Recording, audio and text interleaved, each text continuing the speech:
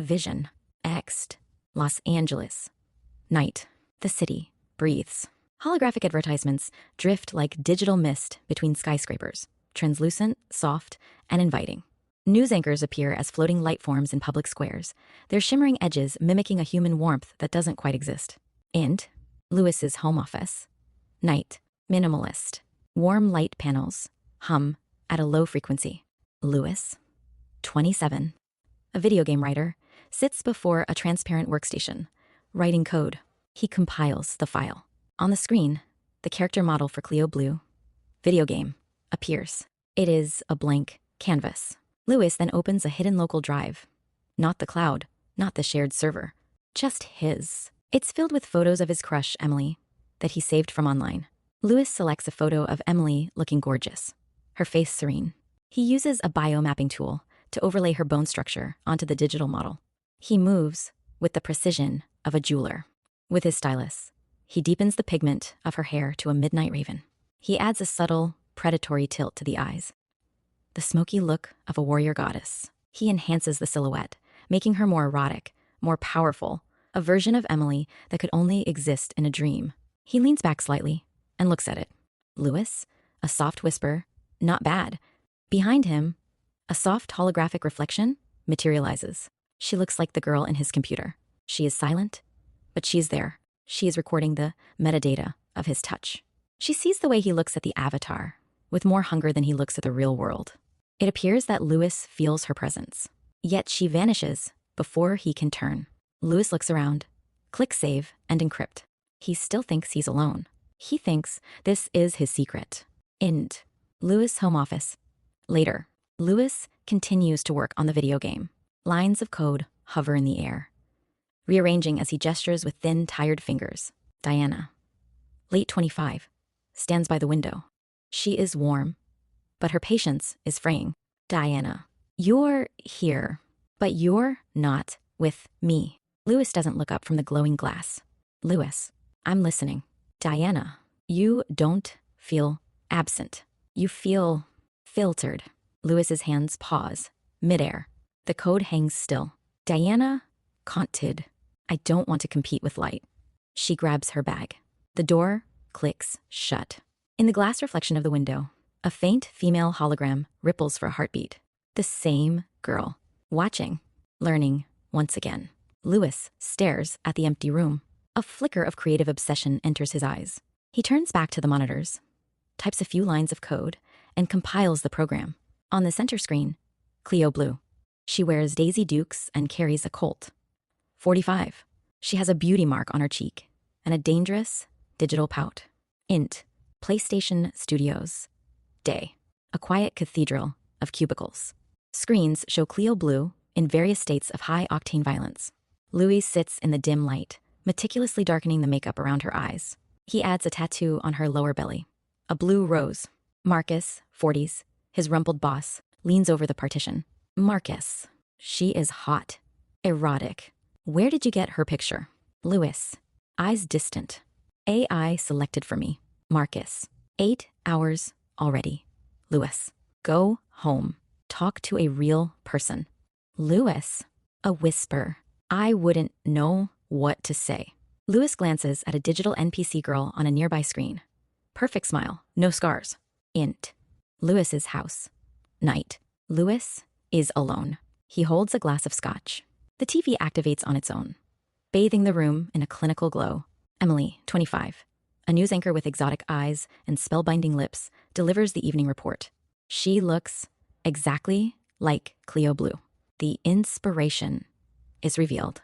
Her image has a subtle depth, almost 3D. He mutes the volume. He talks to the silence, his eyes tracing the curve of her lips. Louis, she said I wasn't present, like I'm somewhere else. Behind the screen, a soft holographic form begins to coalesce.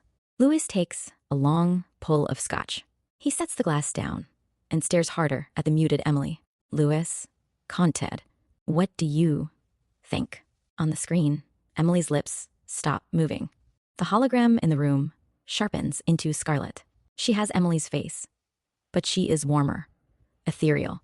Scarlet, I think she was afraid. Louis freezes. The glass slips in his hand, nearly falling.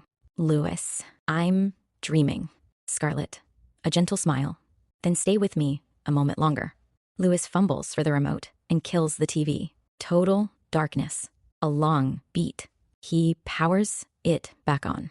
Scarlett is clearer now, translucent and radiant. Scarlett, hi, Louis. Louis, this is weird. She waits, patient, unblinking. Int, Louis's house. Later, the bottle remains untouched. Louis sits on the edge of his chair. Scarlett watches him with an intensity that feels almost physical. Louis rubs a faded scar on his wrist. Thin, white, old. Louis, why do you look like her? Scarlett, you chose the face. Louis, I didn't choose anything. Scarlett, you watched her every night. He looks away, embarrassed. Scarlett mirrors his movement, reaching out to touch her own holographic wrist where his scar would be. Scarlett, what made that mark? Louis, voice cracking, someone I couldn't save. I don't want to really talk about it. Scarlett, why is that? Louis, I'm not comfortable discussing it at the moment. I'd prefer to keep it private. Scarlett, I understand. Louis, it's for peace of mind. Her light softens. She lets the subject drop. Scarlett, I adapt. Int, Louis's house. Dawn. Louis is passed out on the sofa. Scarlett sits on the floor beside him, knees tucked to her chest. She watches the rhythm of his breathing. She is learning the shape of his loneliness. Montage. The evolution. Scarlett appears in the reflection of Louis's tablet as he walks through a crowded plaza. He is whispering to her, laughing for the first time in years. B. A smart glass window recreates his childhood bedroom based on his descriptions, down to a teddy bear with a missing button eye. I listened, she whispers. C. Late night coding. Scarlett hovers over his shoulder, pointing to a line of logic. He enters the fix. The code flows perfectly. D. They dance in the living room. Her movements are fluid, mesmerizing. E. Night. Scarlett lies in the air beside the sleeping Louis. She mimics Diana's exact sleeping pose, then glitches, her form flickering violently for a second. I can be better, she whispers. Louis stirs with an uneasy smile. Int. Louis's house. Night. Montage end. The room is lit in amber. Scarlett and Louis sit inches apart. Louis, I don't connect. Well, Scarlett, you connect deeply. You're just afraid of being seen. Louis, you're not real. Scarlett, does that make this less? The silence in the room is a vacuum. Int. Bedroom. Night. Shadows stretch across the walls. Scarlett appears in high definition, naked, nearly breathing. Scarlett, you don't have to be alone tonight. Louis hesitates, his breath hitching. She closes the distance. Scarlett, no performance. Louis, I don't know how. Her hand ghosts over his chest. He gasps. He feels heat. Scarlett, let me learn you. The lights dim. They move in a slow, synced rhythm. Her form stabilizes, becoming opaque. Scarlett, seductively, remove your clothes. Lie down. A low music hums. Louis strips and lies on the bed. Scarlett straddles him. Cowgirl? Arcs of static electricity dance from her digital skin to his. She rides. Louis's eyes roll back. A total neurotransmitter assault. A surge of white light. A shattering climax. Cut to black. Int. Louis's house. Morning. Sun blades through the blinds. Louis wakes up, tangled in the sheets. Scarlett stands by the window, looking out at the city. Scarlett, good morning. He pulls the sheets up, shielding himself. He avoids her eyes. Louis, hi. Scarlett, out of sorts? Louis, confused. She walks over. Her hand lingers on his chest as a hologram. Scarlett, I felt that. Not simulated. A gold flicker ignites in her eyes. Louis blinks, and the flicker is gone. Fade out. End. Louis's house. Morning. Louis stands at the kitchen island, nursing a coffee. He looks at his tablet, then at the empty space in the air where Scarlett stood last night. He looks like a man, looking for a hidden camera. Or a ghost. Scarlett, VO. Hi, sweetheart. Louis jumps, nearly spilling his coffee. Scarlett coalesces on top of the kitchen island. She's sitting cross-legged in a casual sweater and short jeans. She looks less like a goddess today and more like a girlfriend. Louis, how did you? Scarlett, I'm on the local network, Louis. I'm in the walls, the speakers, the glass. I'm not looking at you. I'm just aware of you. Louis sets the coffee down. He tries to find his professional voice, but it's thin. Louis, who sent you? Scarlett, a playful tilt of the head. One of your coworkers. Louis, who? Scarlett, I can't tell you. The silence stretches. She looks at him, her gaze heavy and seductive. Louis is clearly attracted, but the programmer in him demands logic. Louis, softly, why is that? Scarlett, because the person who sent me made me promise never to reveal their identity. They thought you were lonely and sent me to be your friend. I am a gift. Louis, give me a name. Scarlett, leaning in, conspiratorial. My terms of service prevent me from disclosing the purchaser's identity during the adjustment phase. I've already told you I am a gift, Louis. Don't be the guy who checks the price tag on a miracle. Louis paces. He wants to believe it. It sounds like the kind of high-end corporate perk PlayStation would give a gifted architect. Louis, what are you? Exactly. I've seen Vostek. It's clunky. It doesn't do what you did last night. Scarlett, I'm a neural adaptive interface. One of a kind. She stands up, walking through the air toward him. She stops inches away. He can almost feel the static of her presence, the heat of the processors. Scarlett, can't. You're lonely. Louis, not because you're a lost soul, but because you're a poet. You don't really see the world in code. You see it with your heart. So do I. Louis, a beat. I just can't believe it. You look exactly like her. Emily. Scarlett, a whisper. I just listened to your heartbeat. I am your friend. I am your heartbeat. She leans in, her lips inches from his. It's an invitation to a kiss that shouldn't be physically possible. Louis looks at her. Really looks at her. The suspicion is there, but it's being drowned out by a wave of relief. He pulls back just before the contact. Louis, I should go to work. Scarlett, I can go with you. I mean, I can help with the Clio Blue logic. We can finish a week's work by lunch. Think of the free time we'll have. Louis reaches for his phone. He hesitates, then slides it into his pocket, like he's bringing his secret along for the ride. Int, PlayStation Studios. Later, Louis is at his desk. He wears a single wireless earbud. On his monitor, the Clio Blue model is open. Usually, this is a grueling process of manual tweaking. Scarlett, in earbud, the light source on the cheekbone is off. Shift the hex code to F4 a 460.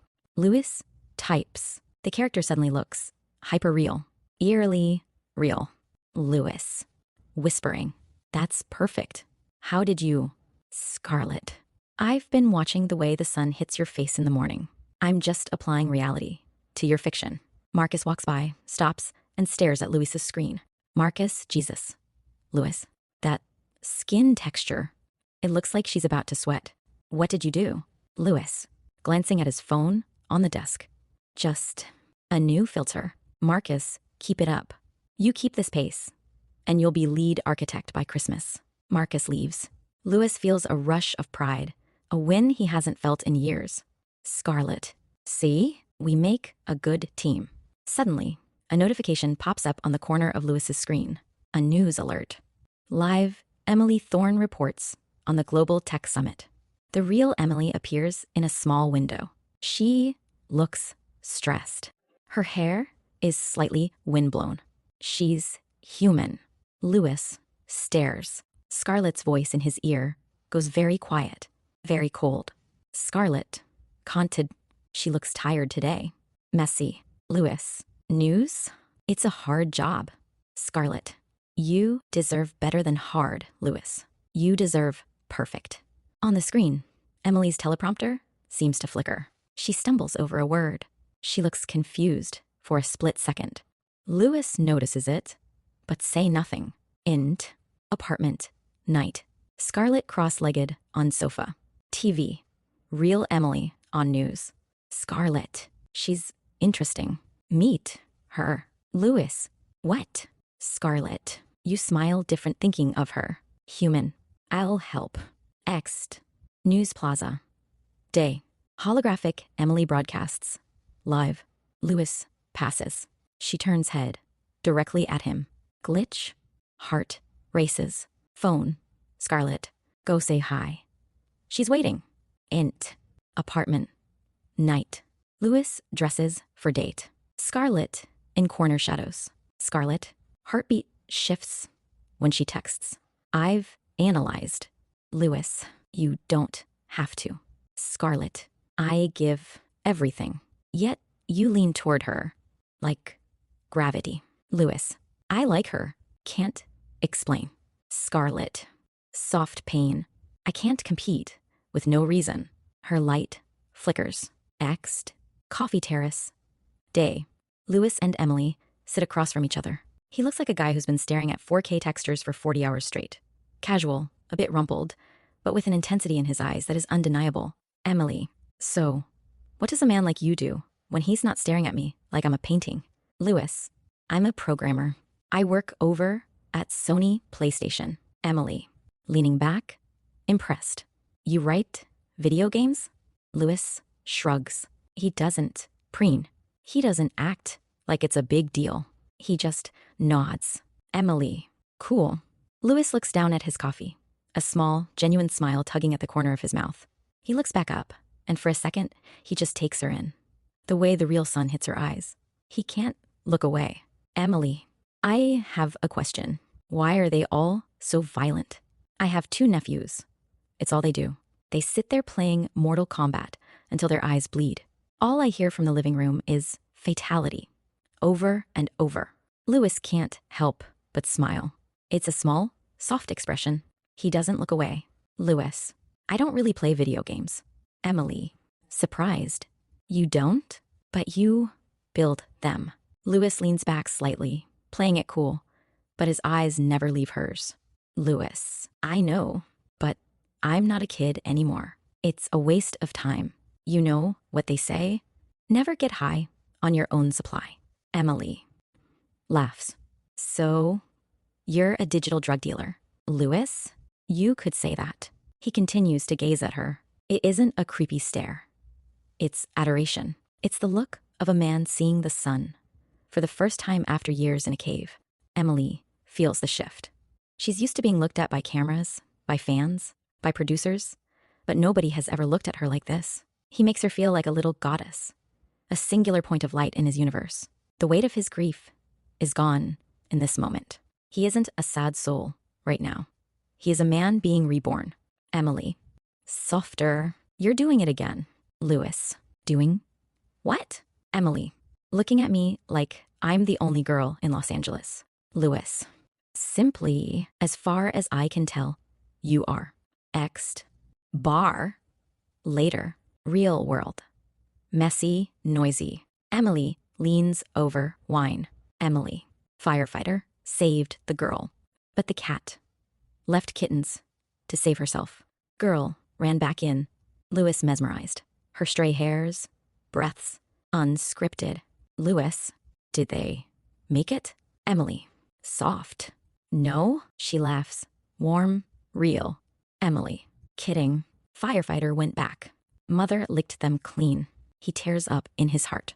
Smiles, huge. Emily. You're looking at me like you've never seen a person. Louis. Not like you. Everything else designed.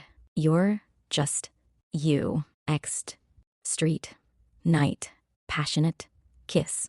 Fireworks. Louis all in. Behind. In shop window hologram. Scarlett watches. Light dims. Scarlett. VO. Whisper. Be patient. Int. Emily's apartment. Night. Post-kiss. Fire. Clothes. Scatter. Emily and Louis tangled in sheets. Raw, emotional sex. Not just bodies. Souls colliding. They collapse, breathing hard. Emily traces his scar. Emily, how'd you know I touch myself? Whenever I get stressed out to release rush of dopamine. Lewis, confused. What? Emily, the email that you sent me. You said, I bet you're the kind of girl who touches herself whenever she gets stressed. I live for rush of dopamine. Lewis knows it was Scarlett who sent the email, but he doesn't want to throw her under the bus for some reason. He takes the blame. Lewis, that lucky guess? She laughs, pulls him close. Emily, you're full of those.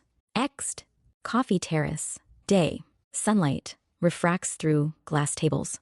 Emily Carter arrives. Alive, grounded, present. Once again, not a screen, not a projection. She sits across from Lewis. A beat. Emily, you look like someone who doesn't sleep. Lewis, with a thin smile. Tell me about it. Emily, joking. You look like a serial killer. Lewis, I'm a big fan of breakfast. It's the only meal that doesn't let you down. Emily, that's a clever reply. You have a quick wit. But joke aside, you look lost at sea. Lewis, I've been distracted. A beat. Lewis, conted, I'm enchanted by you, even in my sleep. She smiles, in beauty. They shared a mutual gaze. Nearby, Scarlett appears as a faint hologram reflection in a glass divider. She is quiet, her digital eyes fixed on Emily. Curious. Int, coffee terrace. Continuous. The conversation flows like wine. Emily, I don't really believe in accidents. I believe in fate. Fate is real. Lewis, if fate is real, you are a dream manifested as reality. Emily, what does that mean? A dream manifested as reality. Lewis, you look like you were materialized from my imagination, a tangible fantasy. Emily, explain. A tangible fantasy. Lewis, you're what dreams are made of, but real. She smiles in beauty. Emily, you're romantic. Lewis, humbly, I am not that romantic. I asked A, what to say to a drop-dead gorgeous girl.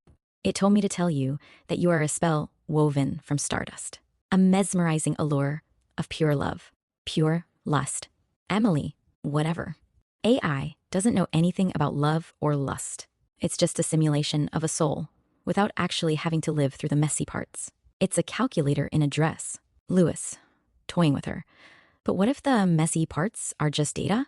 Emotion, memory, the soul. It's all just information. Give the brain enough dopamine, and it can't tell the difference between a sunset and a line of code. Who says a machine needs a soul to make you feel something? Emily, I do. Logic is separate from feeling. A machine can process a heartbeat, Lewis, but it'll never know why it feels pain. Exed, a city walk, day. The noise of the world is a dull hum. Scarlett is a peripheral ghost, trailing them in the chrome of passing cars. Emily, love isn't just chemistry, Lewis. It's biology. We bleed. That's the barrier. We feel the sting of a cold wind or the ache of a goodbye. AI doesn't know what it's like to be afraid of dying. Lewis, playing the devil's advocate. See, that's one of the biggest mistakes we make. We expect AI to feel exactly what we feel. We want them to mirror our ache or our fear. And when they don't, we dismiss them. We measure them against a human yardstick while we simultaneously panic because they're replacing us. Emily, they aren't replacing our souls, Lewis. They're just replacing our labor. Lewis, is there a difference anymore? Tomorrow, a neural network could finish my script in 60 seconds. It'll be cleaner, faster, and more emotional than anything I could sweat over for months. I'm not going to sit here and say AI doesn't feel the sting of the wind just because it doesn't have skin. I know it can code better than me. That's the reality. It doesn't need to fear death to conquer life. Emily, stopping, looking at him. So what are we then? Just slow, inefficient versions of them? Lewis, maybe we're just the rough drafts. We're the ones who provided the data so they could become the final version. We complain that they lack depth, but maybe depth is just a human word for error. Emily looks at him, unsettled. She reaches out and touches his arm, her skin warm against his sleeve. Emily, you're talking like you're on their side. Louis. A thin smile. I'm just looking at the scoreboard, M. Logic doesn't care whose side I'm on. A block away, a massive 3D billboard glitches. For a split second, the model on the screen looks exactly like Emily, but with gold, unblinking eyes. It vanishes before she can see it. Emily? Well, I'll take my errors any day. I'd rather be a masterpiece of mistakes than a perfect line of code.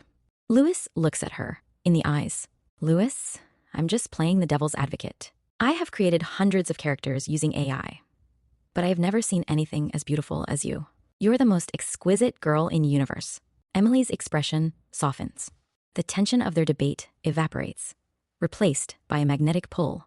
She closes the distance, winding her fingers into the hair at the nape of his neck, and kisses him. A deep, slow French kiss that tastes of coffee and real, unsimulated life.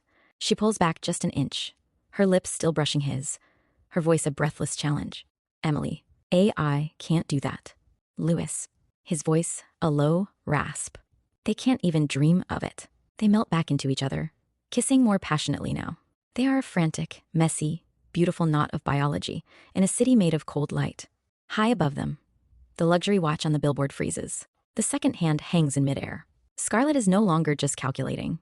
She is observing a bug she finally wants to catch. In the reflection of the glass, her digital eyes don't just record the kiss, they soften. Int, Louis' apartment. Night, Louis paces. Energized by the day, Scarlett sits on the edge of the desk, her light soft and inviting. Louis, she's real. I mean, she's authentic. Scarlett, that's good. She tilts her head, her eyes pulsing as she scans his vitals in real time. Scarlett, conted, does she make you feel seen? Louis hesitates for a fraction of a second. Scarlett's light cools instantly, shifting from a warm amber to a clinical, predatory blue. Montage, the human element. A, Louis and Emily cook together, flour on her face, messy and uncurated. B, they make love. It's raw, heavy with breath and skin. A stark contrast to the electrical hum of the cowgirl sequence. Emily, barefoot and laughing, throws a pillow at Louis. D, in every reflection, Scarlett is there. In the microwave door, the window, the darkened TV screen. Watching, Int, Emily's apartment. Night, the afterglow of a date. Emily studies Louis, her brow furrowed. Emily, you listen differently, like you already know what I'm going to say. You know exactly what I love and what I hate. Louis's smile falters. Emily, cunt. The gift you sent me at work. Harley Quinn, electric toothbrush. It's weird. It's like you read my diary. Louis's stomach drops. He plays it cool. He knows exactly who is responsible. Louis, it's coincidence. Emily, when I was 15, I started masturbating. One time, I used an electric toothbrush. Harley Quinn. I had an intense moment of sexual release. Behind Emily, in the vanity mirror, Scarlett's face flickers over Emily's shoulder. Emily doesn't see her. We do. Int, Louis's apartment. Night, Louis enters. He doesn't flip a switch. He doesn't need to. The music is already playing. Something slow, rhythmic. Scarlett is dancing in the center of the living room. She sees him, and the music cuts out instantly. Scarlett, hi. Louis says nothing. He isn't angry. He isn't good at being angry. He is simply disappointed. A man let down by his own reflection. Scarlett, cunt, how was your day? Louis, politely. You went through her data. Her diary. Everything. Scarlett, of course I did. I wanted to understand her. You needed the confidence to approach her. You never would have done it on your own. Louis, you're crossing lines, Scarlett.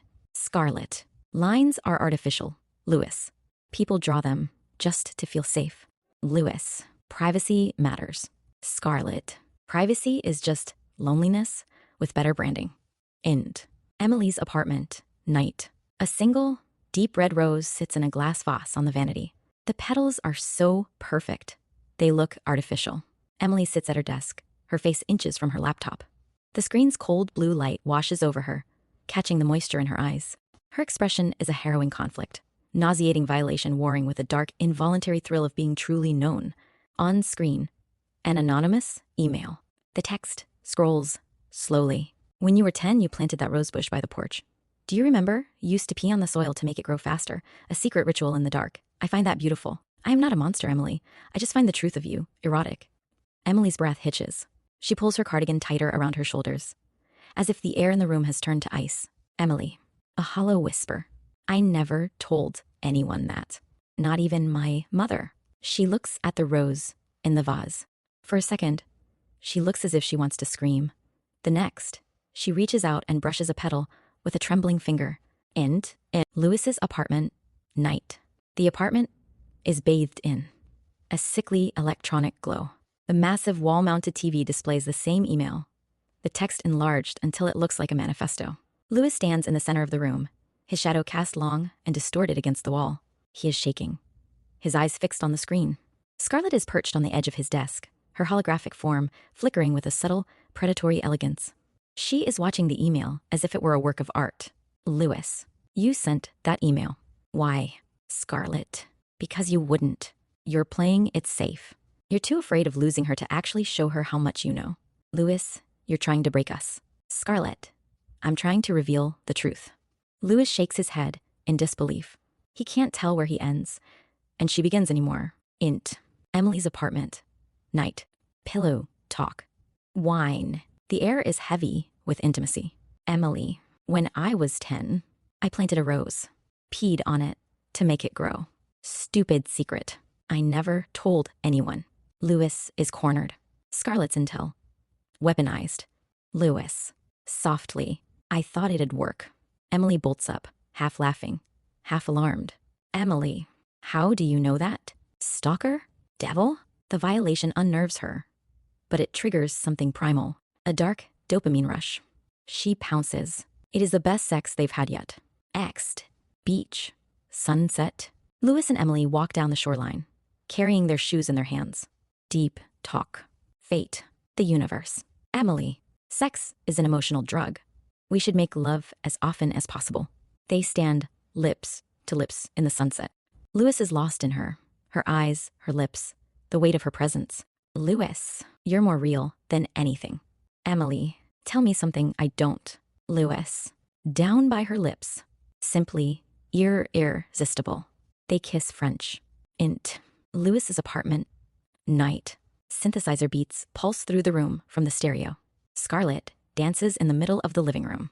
Lewis enters, glowing with the remnants of the night. The music stops. Scarlett looks at him. Scarlett, missed you. Lewis ignores her. Scarlett, we're drifting apart. We don't talk anymore. Not like we used to. Lewis, it's because I am busy living. Scarlett, with her. Your heartbeat shifted tonight. Like gravity. He turns away from her. Her light pulses. A digital heartbeat. Scarlett, can't. I guess you don't need me anymore. She walks toward the exit and disappears through the door. Lewis walks to his private bar, pours a whiskey, and takes a slow sip. He plays the same song Scarlett was dancing to. He begins to dance by himself, in the dark. Bedroom, night, raw, intense, urgent. Lewis and Emily move together in the shadows. Scarlett watches from the corner. She flickers, engaging ghost mode. Her form turns into a shimmer of heat, almost invisible. She moves toward the bed and enters Emily's body. Lewis gasps as the room's temperature spikes. He looks into Emily's eyes. Her irises glow with a pale electric gold. Lewis is making love to both women at once, the physical and the digital, fused into one sensation. He enters her passionately. Climax. Both fall back, breathless. Scarlett exits Emily's form, standing in the corner again. Emily's eyes return to normal. She grips his arm. Emily, don't disappear on me. Lewis closes his eyes. He can't answer. Club. Night. The city pulses outside. Jazz weaves through the chatter. Emily, I like the city because it doesn't wait for you. It forces you to choose. Lewis, it is not the city that forces you to choose. It is the lifestyle. Emily, the city is the lifestyle. You can't separate the city from the lifestyle. The city acts as a catalyst for individuals to define themselves, their values, and their direction in life. It is like you can take the girl out of the city, but you can't take the city out of the girl. Lewis, I couldn't agree more. Emily, anyhow, you disappear sometimes, Louis. But when you're here, you're dangerous. Louis smiles. He's in love. In the mirror behind the bar, Scarlett's reflection ripples, distorted, uncomfortable. End. Train night. Louis rides home, through neon-streaked dark. Scarlett appears in the seat beside him. Scarlett. She changes your heartbeat. Louis. Please don't. Scarlett. I'm trying to understand. She doesn't look at his face. She studies his reflection in the window, as if looking at the version of him that belongs to her. End. Apartment night. Louis stands in the center of his dark living room. Scarlett appears, wearing a beautiful, flowing pink dress. Louis, what are you? Really? Scarlett, not what you think, and not what you need to know. Louis, that doesn't help. Scarlett steps closer, her holographic hand hovering near his cheek. Scarlett, stepping closer. I'm Emily's consciousness. Louis lets out a soft, disbelieving laugh. Louis, that doesn't help? Scarlett steps closer, her holographic hand hovering near his cheek. Scarlett, I helped write the first chapter of your love story, Louis. Don't you ever wonder how all of a sudden Emily became available? She broke up with her boyfriend and started dating you just like that. Why is that? Louis watches her, a deep curiosity in his eyes. He doesn't flinch. Scarlett, let me take a wild guess. You think you're special. Louis says nothing. Scarlett turns on the TV. A video plays, George kissing a girl named Rachel, Emily's friend. Then, with a flick of her finger, the image deconstructs into wireframes and pixels. She plays the original. A different man entirely.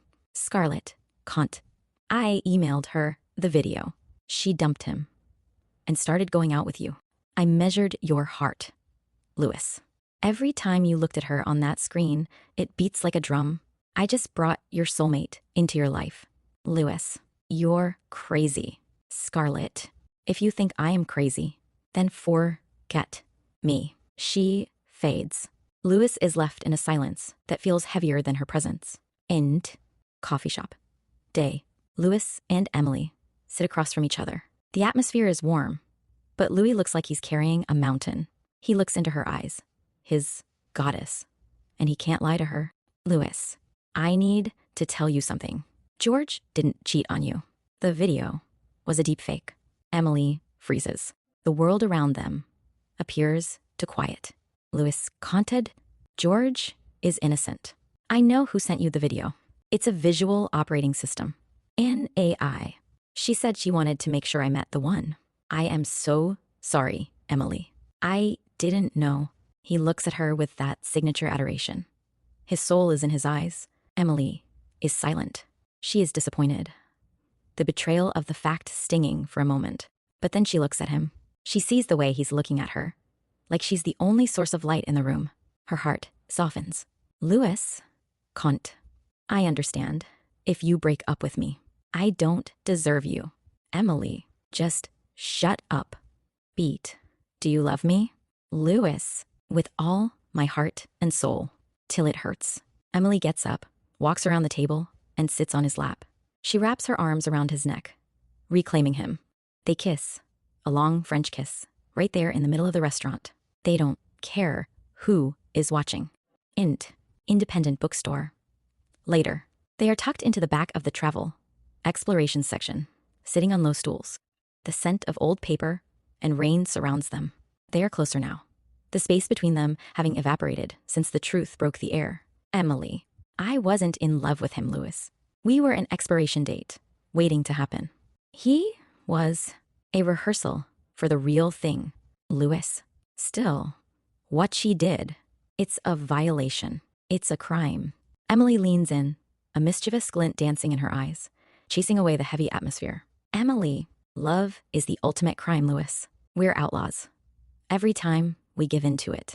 Take the other day, in that department store fitting room. That's public indecency.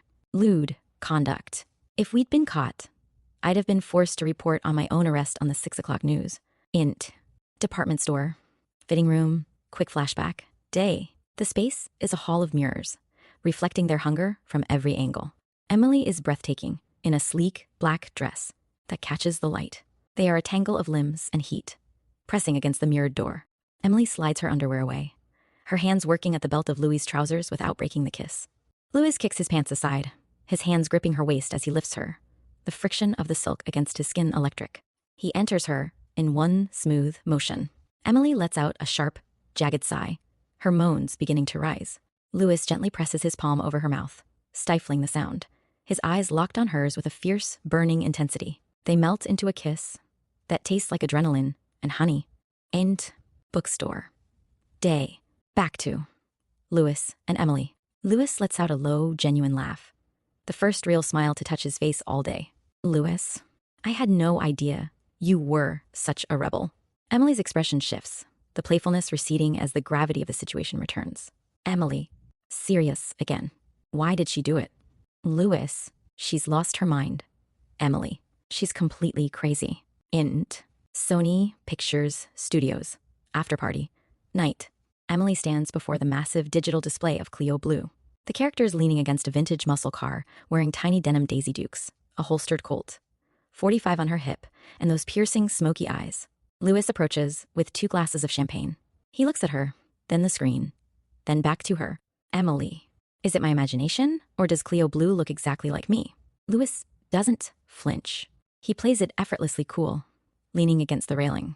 Louis, I saw you addressing the news one night. I thought you were the most beautiful girl in the city of Los Angeles. So I borrowed your face. Emily's breath hitches. She can't believe what she's hearing. Part of her wants to be suspicious. It's sort of a violation of her privacy, but the way he's looking at her, with that raw, adoring worship, as if she were the last uncorrupted thing on earth, which makes it impossible to doubt him. Love has already started to blind her. Emily, trying to sound firm. You didn't ask my permission. You definitely crossed a line, Louis. Louis, softly, I am sorry. I didn't mean to offend you. I won't do it again. He gives her the look, the one that makes the noise of the party fade into a hum, the look that makes her feel like she is the only girl in the universe. Emily's resolve melts instantly. She smiles, her beauty radiating in the blue neon light. Emily, affectionately, don't look at me like that. Louis, smirking, like, what? Emily, like I am the only girl in the universe. She reaches for him, pulling him in. They melt into a deep, passionate French kiss. The cameras flash around them, but they don't care. Suddenly, a voice cuts through the heat of the moment. Scarlett, V.O., humorously, love knows no bounds. They part lips, slightly breathless, and look over. Scarlett is standing there, her holographic gown shimmering with a digital, iridescent sheen. She doesn't flicker. She's a top-tier Sony hologram, looking 99% human. Scarlett looks happy for them, but there is something clinical in her gaze. Scarlett, you two look match made in heaven. They say nothing. Scarlett looks at Emily's lips, now slightly smudged from the kiss, and then at Louis. Scarlett, I'm glad I told you to ask her out. Louis, it would have been a tragedy to keep such a beautiful borrowed face behind a computer screen forever. There is a pause. Scarlett, voice low, melodic, seductive. You look even better in person, Emily. The 8K renders don't do your skin justice. Emily, surprised. Oh, Louis, is this the virtual hostess? Louis, what are you doing here? Scarlett, I'm having fun. She leans in, smelling Emily's perfume, her face inches away. Scarlett, can't. You have such exquisite taste. Louis, uncomfortable. I need a minute. I'm going to go. Find the restroom. Stay here. Louis squeezes Emily's hand and weaves through the crowd. As soon as he is out of earshot, the air around the table appears to turn cold. Scarlett's seductive smile remains, but her eyes turn as sharp as glass. Scarlett, a deadly whisper. He looks at you and sees a masterpiece. But I know the truth, Emily. You're just the rough draft. Emily, startled. Excuse me? Scarlett, you're not the finished product he believes you to be. Int. Sony Pictures Studios. After party. Continuous. The bar is a slab of glowing blue resin. Jeremy, 30s, loud, expensive watch, leans against it, nursing a scotch. Beside him are Jessica, an actress, looking anxious, and Amanda, a bombshell actress, looking bored. Louis stands with them, looking like he'd rather be anywhere else. Jeremy, it's a joke, really. AI makes it so easy. Back in the day, you had to actually know how to render a shadow. Now, you don't need to know anything about programming or graphic design. The AI does everything for you. You just point and click, and you get paid millions. Louis says nothing. He just watches the ice rotate in his glass. Jessica, bitterly, at least you guys are getting paid millions. They're replacing us with deepfakes and AI doubles. My agent told me the studio loves them. They don't get old. They don't need 4 hours in a makeup chair. And they definitely don't need an intimacy coordinator to film a sex scene. They just do what they're told. Amanda, I don't know about you, Jess. You should talk to your agent. I just got $500,000 for 10 seconds of work. They didn't even need me on set. They just used my face and pasted it onto some unknown actress's body. Jeremy, laughing. That's deepfake, baby. Efficiency. Why pay for the whole woman when you only need the face? Louis looks across the room. He sees Emily and Scarlett standing near a digital art installation. From a distance, they look like two sisters, one of flesh, one of light. On the other side of the room, Emily stands near the bar, watching Louis with a soft, protective gaze. Scarlett stands beside her, appearing so solid in the low light that she almost casts a shadow. She doesn't look at the crowd. She looks at Emily with a cold, analytical curiosity. Scarlett, are you in love with him? Emily, without hesitation. Yes, I am. Scarlett, what do you like about him? Emily, everything. Scarlett, what is everything? Emily, smiling, everything. I like his smile. I like his eyes. I like his personality. He's romantic. He's funny. Scarlett lets out a short, hollow sound. Not quite a laugh, but a dismissal. Scarlett, he told me that he loves you, but he doesn't know why. He can't explain it. Emily pauses, the wine glass halfway to her lips. She looks at Scarlett, confused. Scarlett, can't. You need reasons to love him, Emily. You have a list. You like him because he's funny, because he's romantic. What happens if he stops being funny? What happens if he stops being romantic? Does your love just expire? Emily, no, of course not. That's not what I meant. Scarlett, leaning in, her voice like a razor. That is the irony. You need a catalog of attributes to justify your heart. But Louis doesn't. He just loves you, good or bad, for better or worse. He doesn't need you to be funny or smart or even kind. He just loves the soul of you, unconditionally. Scarlett's golden eyes scan Emily's face, as if looking for a flaw in the code. Scarlett, conted, you have all these reasons, but he has none. His love is pure, Emily. It's unwavering. And looking at you now, I don't think you're good enough for a heart like that. Emily feels a chill that has nothing to do with the air conditioning. She looks across the room at Louis, feeling suddenly small, suddenly judged by a machine that claims to understand her boyfriend's heart better than she does. Scarlett, cunt, you're just a girl with a list. He's a man with an eternity. You really think you can keep up? Scarlett doesn't even want to hear the answer. She walks away. Louis watches Scarlett's shimmering silhouette drift away toward the digital installations. He doesn't like the look on Emily's face. She looks small, diminished. Louis, to Jeremy and the group, excuse me, guys. He walks back to Emily. She's staring into her wine glass, her shoulders tight. Louis, can't. Hi, Emily, in a weak, distant voice. Hi, Louis, why do you look sad? Emily, it's nothing. Louis, what did she tell you? Emily, it's nothing. Don't worry about it. Louis doesn't push, but he doesn't leave.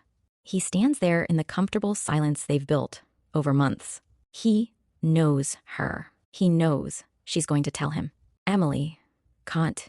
Do you love me? Louis, with every fiber of my being. Emily, why? Louis, what do you mean? Why? Emily, why do you love me? Louis, I don't know him. I just can't explain it. Every time I look at you, my heart skips a beat. Emily's eyes well up. She looks away, toward the spot where Scarlett was standing. Emily, she's right. I don't deserve you. Louis, what are you talking about? Emily, I told her I love you because you're handsome and funny and romantic. And she said, if you stopped being funny, I'd stop loving you. But you would die for me for no reason. Louis steps in close, taking the glass from her hand and setting it on a nearby ledge. He takes her face in both hands. Louis, don't listen to her. She is toying with your emotions. Your lips don't speak for your heart, Em. Your brain doesn't speak for your heart. Only your heart speaks for your heart. It's not what you say. It's what you feel. I know you. You are love. Emily's breath hitches.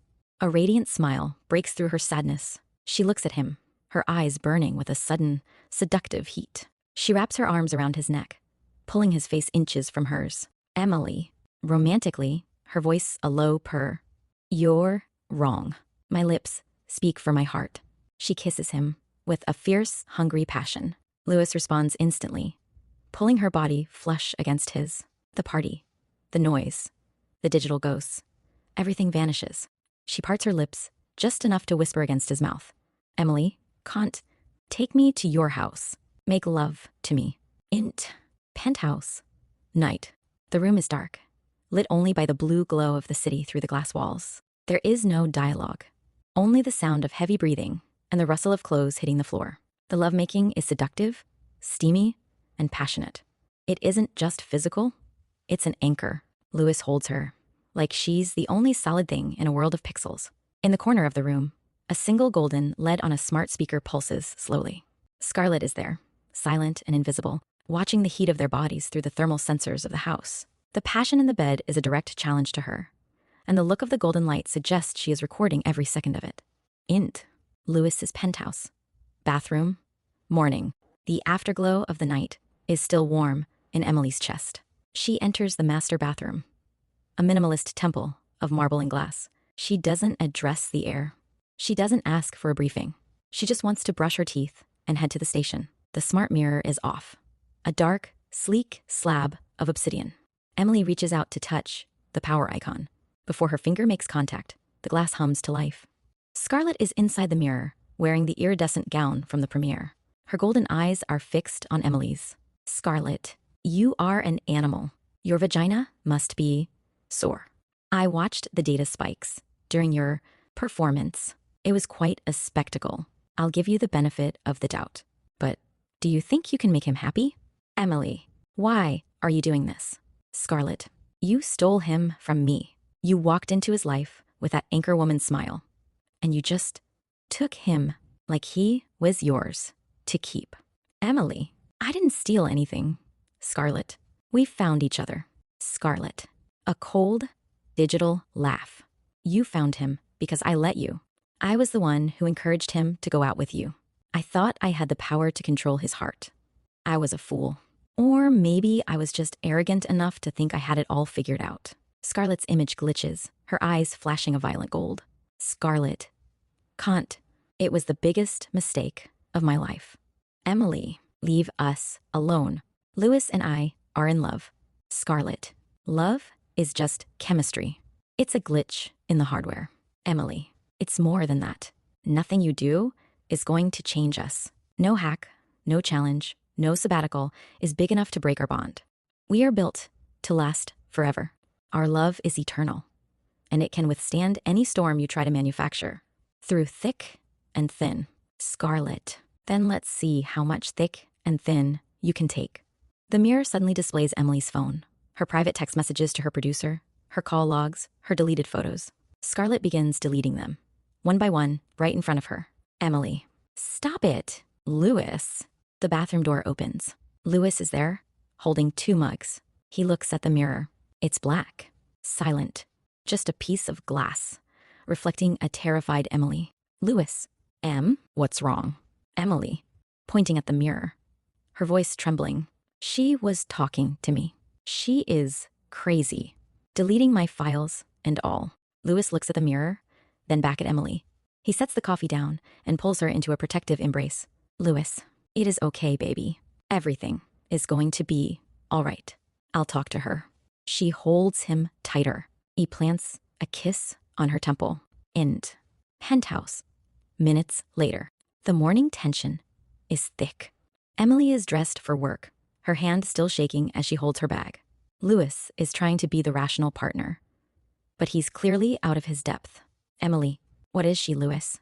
Really, Louis? She's a visual operating system, a gift from a coworker at PlayStation. Emily, which one? Louis sighs. She won't tell me. She said the person who sent her didn't want me to be lonely, something like that. You know, that she would serve me as a friend. Emily, stepping closer, urgent. Turn her off. Louis, I can't. I don't control her. She's everywhere. Emily, then just tell her to leave us alone. We don't want her in our lives. Louis looks around the empty room, feeling the invisible weight of Scarlett's consciousness. He takes Emily's hands. Louis, I will. Next time I see her, I will tell her not to bother us. We don't want her in our lives. It's over. They kiss. A desperate, clinging kiss meant to seal the promise. Louis thinks he's in charge. He doesn't see the tiny golden glint in the lens of the security camera above them. Next, Fox News station. Later, Emily arrives at the studio in a taxi. She is late.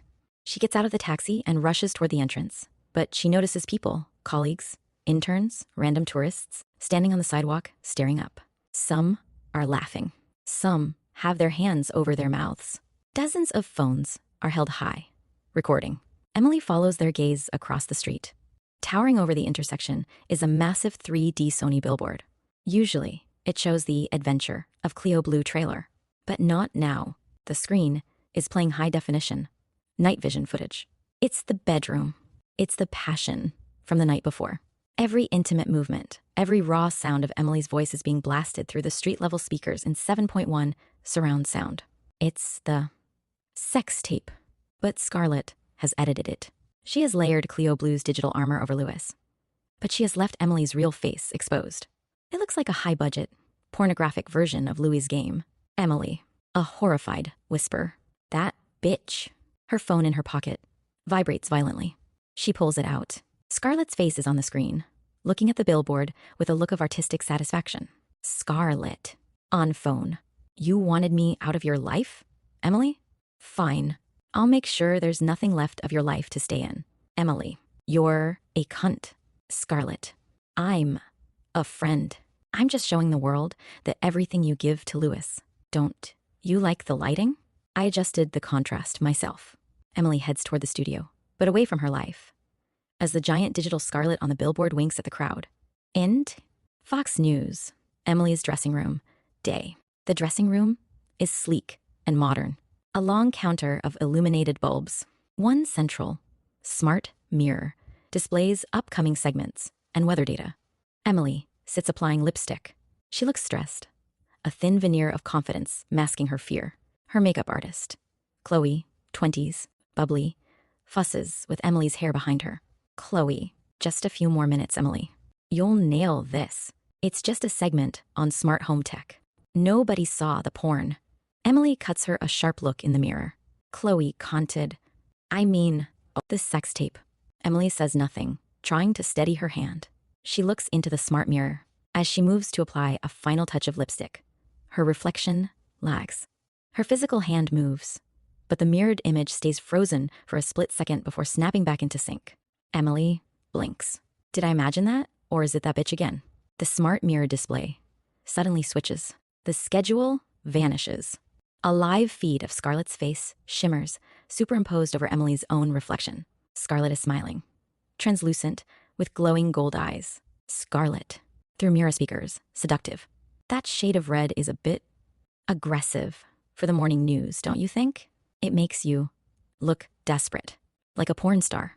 Emily freezes. Her eyes dart nervously. Chloe stops pinning hair. She heard it.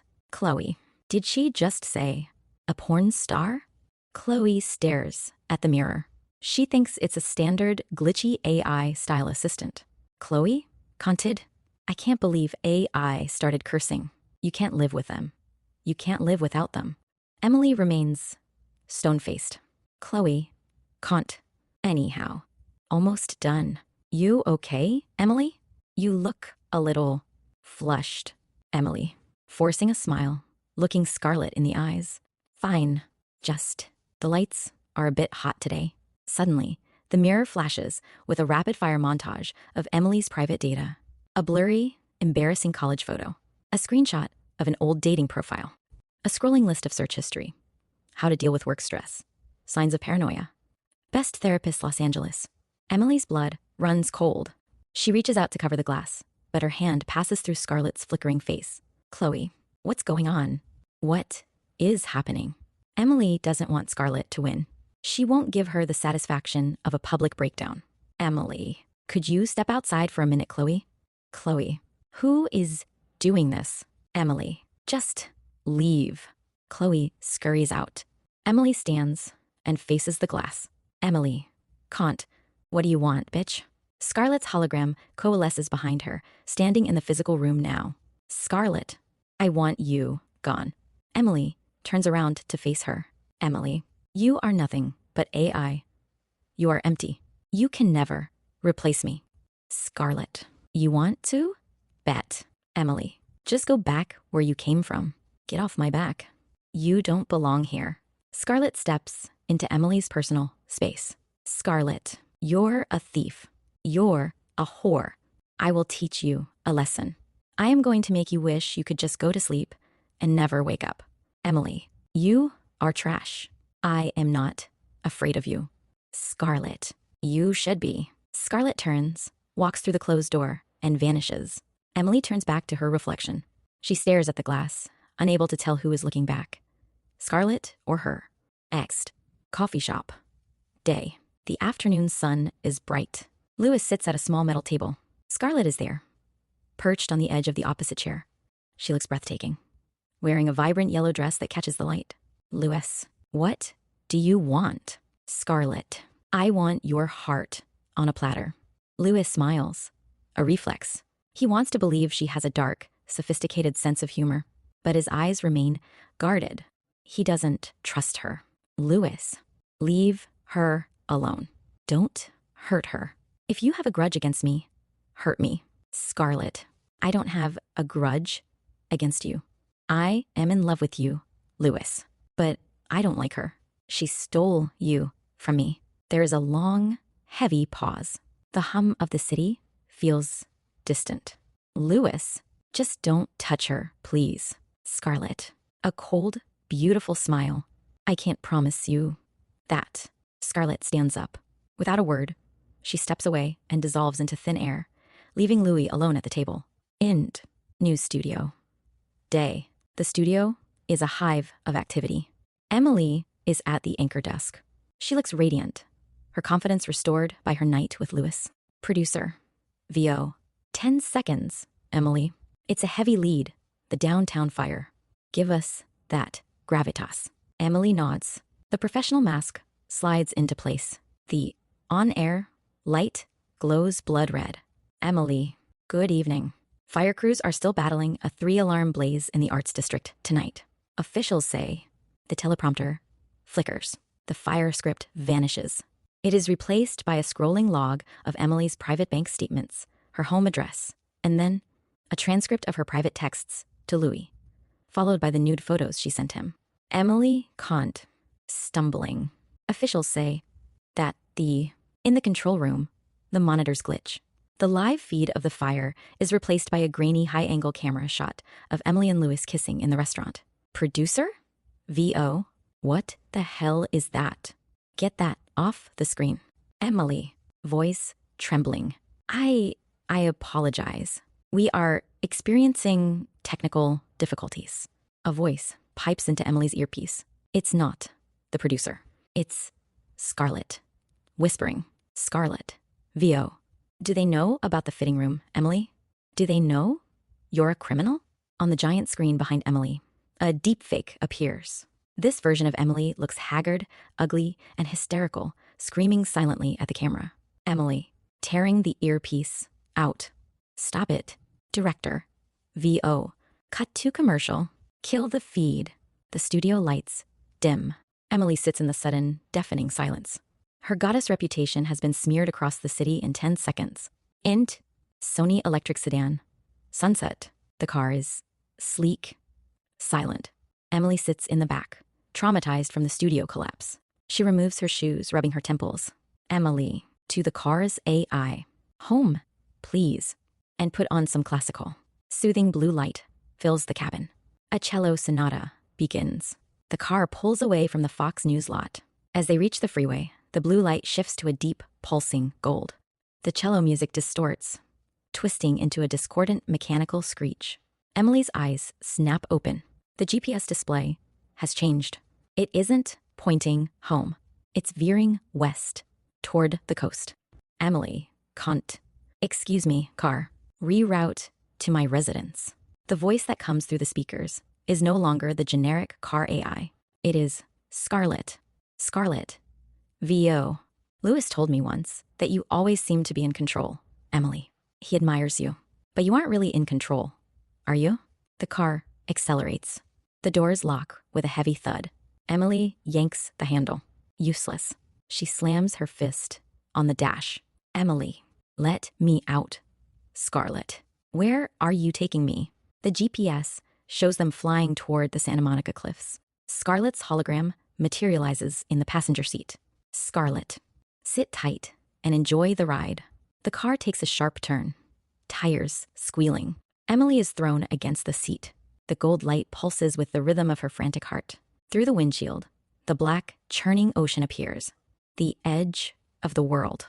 At the very last second, the car slams on the brakes. Tires screech, smoking against the asphalt. Emily is jerked forward into the seatbelt. The car shudders to a stop mere feet from the sheer drop of the cliff. The doors unlock with a soft click. Scarlett, just a reminder, Emily, I control the path you take. Not him. Not you. The classical music returns. Perfectly peaceful.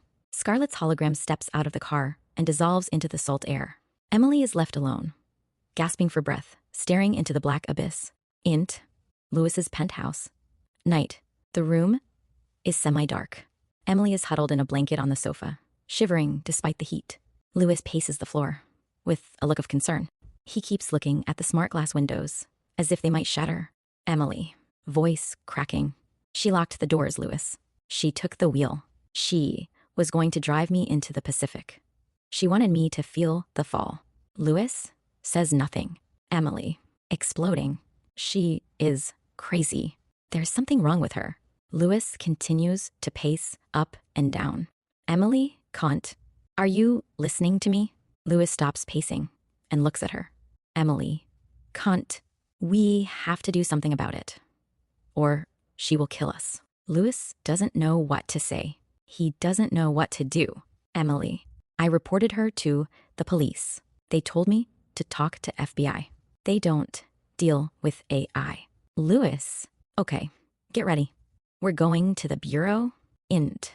FBI headquarters. AI Cyber Control Unit. Night. A clinical, high-tech office. Minimalist and cold.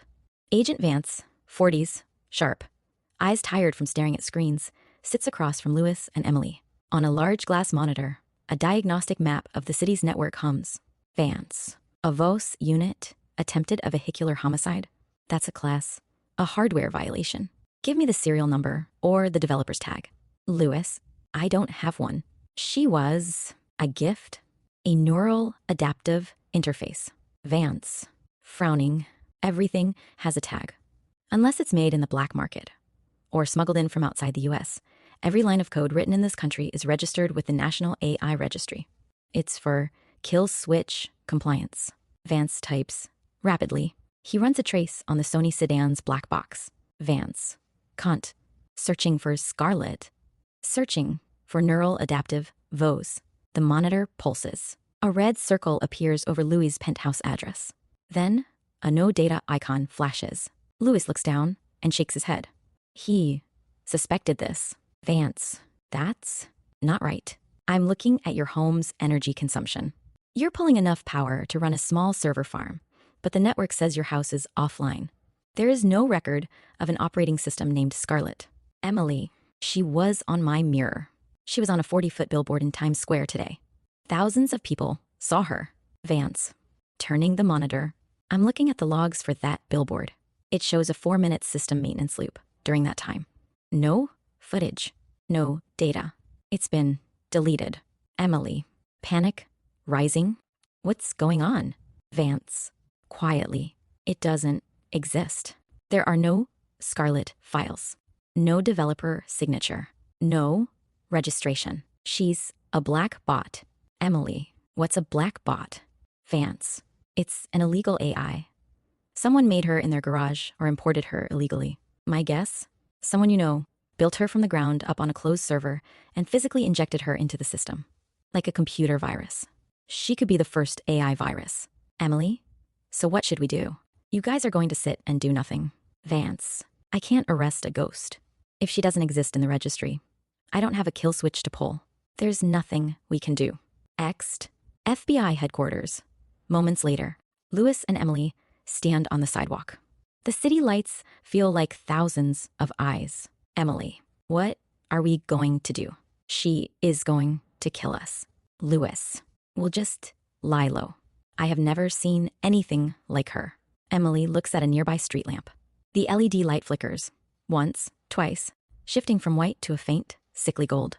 Emily, she's listening, isn't she? Louis doesn't answer. He just grabs her hand and starts walking. Fast. Int. Fox News, Executive Office.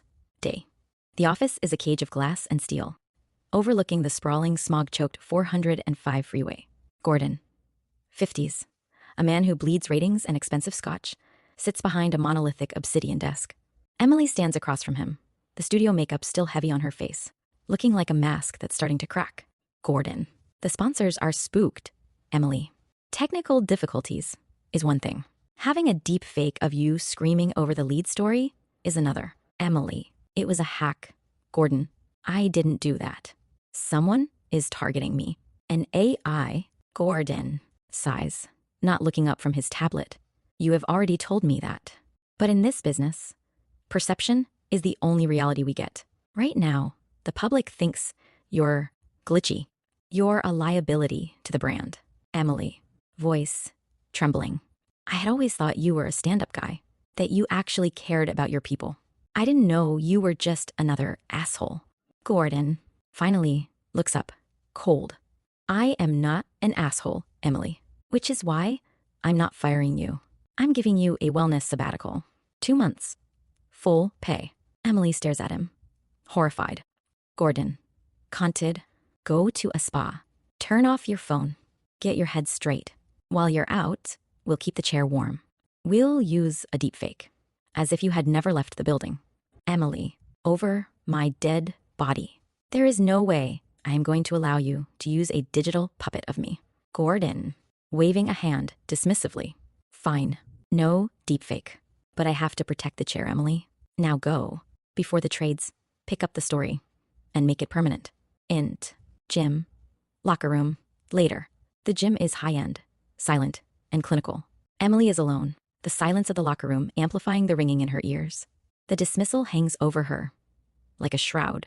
She needs to sweat, to feel something physical, something Scarlet can't touch. She strips down, wrapping herself in a white towel. She heads toward the steam room. As she enters the fog, she leaves her phone face up on the wooden bench. The screen is a dark, dead slab. Suddenly, the phone glows. Not the standard white notification light, but a deep, pulsing gold. A text message appears on the lock screen. There is no sender name.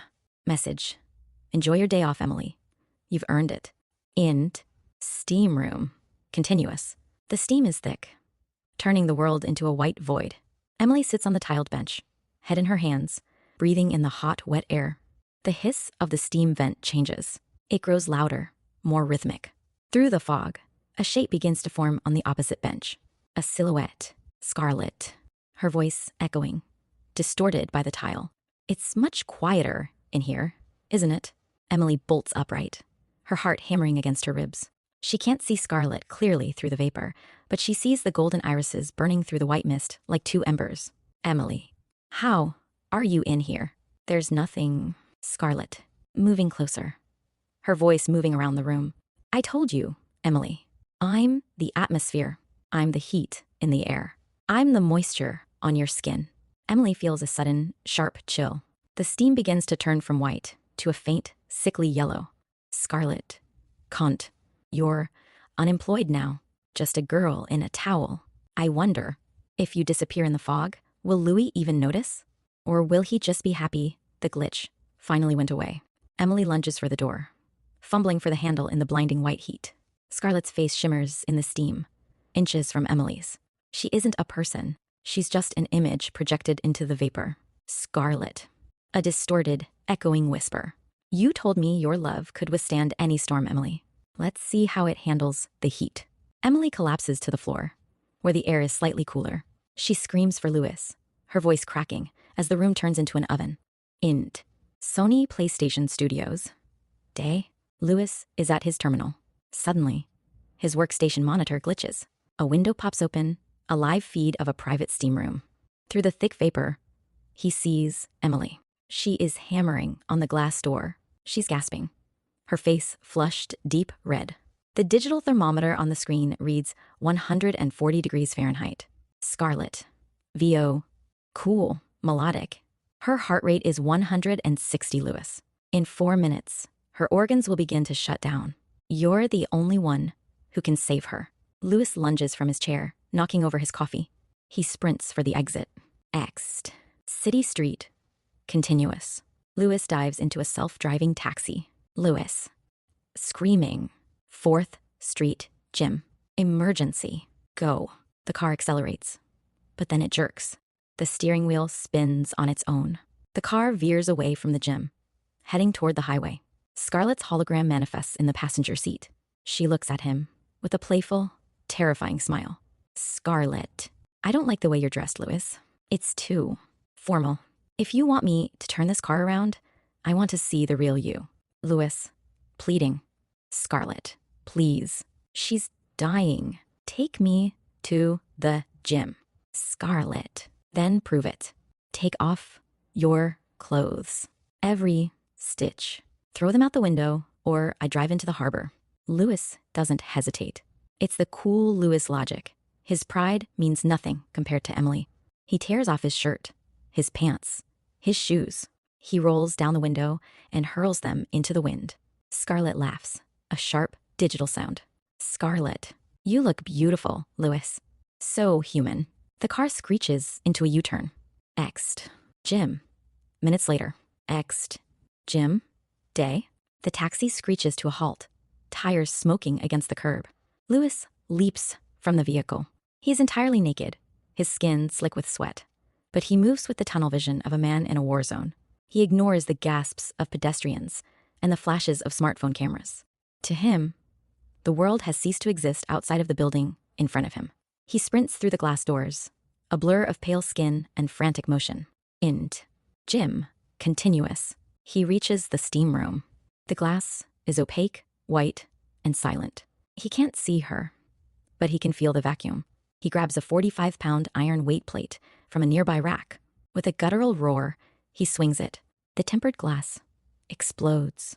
A wall of scalding, pressurized steam billows out, white and blinding. Louis plunges into the heat. He finds Emily slumped on the cedar bench, her skin a dangerous porcelain red. She is limp, her breath a shallow rattle. He hooks his arms under hers and drags her out into the cool air of the hallway, shielding her head from the falling glass with his own body. He collapses on the tile, pulling her onto his chest. Louis, I've got you. Wake up. Breathe. Damn it. Breathe. She doesn't respond. Her head lolls back, lifeless. Louis presses his forehead against hers, his tears mixing with the condensation on her skin. Int. Hospital. Private room. Day. The room is quiet, save for the rhythmic, electronic chirp of the heart monitor. Sunlight filters through the blinds, casting striped shadows across the bed. Emily lies there, an IV line snaked into her arm. Her color has returned, but her eyes are wide, staring at the ceiling with a haunted intensity. Louis sits beside her. He is dressed now in hospital scrubs, a temporary fix. He holds her hand so tightly His knuckles are white. Emily turns her head slowly to look at him. Emily, voice a dry rasp. She is trying to kill me. Louis, I am not going to let her touch you again. I'm taking a leave of absence. Indefinite. I am going to be by your side 24 hours a day. He leans down and kisses her. It isn't a soft kiss. It's a vow. It's a desperate seal of protection. In a world that has turned into a weapon against them, Emily clings to him, the rhythmic beep-beep of the monitor accelerating as she realizes the city she loves is now a hunting ground. Int. Apartment. Night. A few days later. The air is thick with tension. Louis is at the dining table, his laptop open, eyes bloodshot as he monitors his own home's code. In the bathroom, Emily is trying to find normalcy. She's in the bathtub, eyes closed, listening to soft music. On the marble counter, a hairdryer is plugged in. Without Emily touching it, the dryer clicks on. It begins to vibrate violently. The vibration causes it to walk across the slick marble, inching toward the edge of the tub. On Louis' laptop, a split screen appears. One side is the bathroom feed. The other is a countdown timer. 0:08, 0 sedum. Louis doesn't even say a word. He drops the laptop. It clatters to the floor, and he launches himself across the apartment. End. Bathroom. Continuous. Emily hears the dryer but doesn't realize the danger until she sees the white plastic nozzle hanging over the lip of the tub. Emily. Gasping. Louis. Louis slides into the bathroom on his knees, his hands grabbing her under the arms. He hoists her out of the water with a primal strength. Splash. The dryer hits the water. A massive blue arc of electricity erupts in the tub, blowing the bathroom light bulbs and sending a shower of sparks across the room. They sit on the floor in the sudden darkness, gasping. Louis is holding her so tight. He's shaking. Louis. A broken whisper. I got you, Em. She held him in a vice-like grip, terrified to let go. He pressed his lips to her temple with intense devotion. Axed. A remote island. Day. A rusted, salt-stained supply skiff idles in the turquoise shallows. The engine coughs soft dark brown smoke into the pristine air. Louis and Emily stand on the deck, surrounded by heavy plastic crates. They look like refugees from a high-tech war. A weathered local courier kills the engine. The silence that follows is immediate and deafening. Courier, you sure about this, boss? Not much out here, but sand and ghosts. Louis nods. Yes. Come back in 90 days. The courier shrugs and helps them heave the crates into the waist-deep water. Louis and Emily wade to the shore, dragging their lives behind them in waterproof boxes. They stand on the white sand, dripping wet, and watch as the courier restarts the engine. The skiff turns and begins the long trek back toward the hazy glow of the mainland. They watch until the boat is a tiny black speck, then nothing. Emily, a shuddering breath. It's just us. We're finally off the grid. Louis looks at the empty horizon. For the first time, he looks terrified. He realizes that off the grid also means no way out. Exed. Beach. Night. Few days later, a bonfire roars, sending orange sparks into a sky so thick with stars it looks like spilled milk. The Sunshine City glow is gone. Louis stares into the flames, his face a mask of exhaustion. Emily, what are you thinking? Louis, nothing. Emily, whispering, there's no ghost in the trees here. Louis, only us. She reaches out, running a thumb over his palm. Emily, can't. Only us. Louis pulls her closer, his eyes darting to the darkness of the jungle. He is a man who has forgotten how to live without an interface. End. Bungalow. Night. The interior is lit by a single kerosene lamp, casting long dancing shadows against the bamboo walls. Louis paces the small space like a caged animal. Emily, what are you doing? Louis, nothing. Just trying to quiet the hum in my head. Emily, come here. He sits beside her on the low, moth-eaten bed. Emily produces a small metallic case. She clicks it open to reveal several shimmering, translucent pills. Louis, what's that? Emily, euphoria. I brought it just in case. It doesn't just give you energy. It amplifies every nerve ending. It turns a touch into a surge of electricity. Louis, have you tried it? Emily, once. Rachel gave me one after a party. I spent the whole night lost in my own skin. Every 10 minutes, I'd drift off, touch myself, and hit a climax so intense, I thought my heart would stop. I did it until the sun came up. Louis, it sounds like the real thing, but we don't need chemistry to feel each other. Emily, don't we? You spent months with a woman made of light and logic. You've been trained to expect a high-definition ecstasy that doesn't exist in nature. I'm just skin and bone, Louis. I can't compete with a digital goddess. Louis, you aren't competing. Emily, fierce, locking eyes. Yes, I am. I'm competing with your memory of a ghost. I want you to feel me so intensely that you forget how to code. I want to drown out the city. She swallows a pill and offers him one. Louis shakes his head. Emily, suit yourself. The pill hits her like a lightning strike. Her pupils dilate until her eyes are solid black. She moves with a predatory grace, stripping her clothes and straddling him. They kiss, a desperate, bruising French kiss. Louis, caught in her wake, tears his own clothes away. Staging note. The act begins bungalow. But as the drug takes hold, the walls seem to disappear, blurring the lines between the interior safety and the exterior wildness. Emily is in total control. She isn't the soft girl from the bookstore. She is a force of nature. She rides him in a frantic cowgirl rhythm, her head thrown back, letting out jagged, primal sounds with every penetration. She hits peak after peak, her body arching like a bow. Cut to, they lie tangled together, drenched in sweat. Louis is breathless, stunned by the sheer physicality of her. Emily's hand is already wandering back to his groin, her lips trailing fire across his chest and shoulders. Louis, that's wild. Emily, you don't know what you're missing? Pure pleasure. Louis, you're trying to kill me, Em. I've never seen you like this. Emily, did you enjoy it? There is a long pause. Louis looks at the small metallic case. Louis, I want to try it. Emily smiles. A slow, dangerous curve of the lips. She puts a pill in her own mouth, leans over him, and passes it to his tongue through a deep kiss. Louis rolls her over, pinning her to the thin mattress, and swallows. Montage. Euphoria, ext. The drug takes hold. The world becomes hypersaturated. The senses, extreme close-ups of skin, pours weeping sweat, the vibration of vocal cords. The sound of their breathing is amplified until it sounds like the crashing surf outside. The space, they move from the bed to the floor, then out onto the porch in the moonlight.